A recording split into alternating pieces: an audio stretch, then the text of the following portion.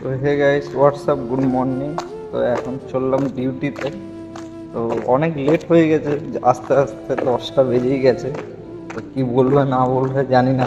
তো গিয়ে দেখি কী বলছে। কোম্পানির ভিতরে এখন ঢুকে গেছে, ঠিক আছে। আর অফিসে হচ্ছে আমার গাড়ি লেগে আছে, ঠিক আছে।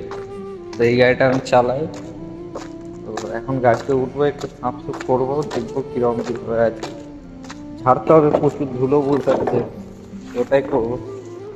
এই হচ্ছে গাড়ি। গাড়িতে উঠি, তারপর দেখাচ্ছি সব। ফাইনালি কেবিন টেবিন সব ঝরঝরে করে নিয়েছি, ঠিক আছে। তো কোনো কাজ নেই, বেকার বসে থাকতে হবে। তো অফিসে গিয়ে জিজ্ঞাসা করে এলাম কি কাজ আছে, বলছে না কোনো কাজ নেই, গাড়িতে বসো গা। ওরা একটু ঘুরে বেড়াবে, কি বলবে, কাজ নেই তো কি বলবে বল।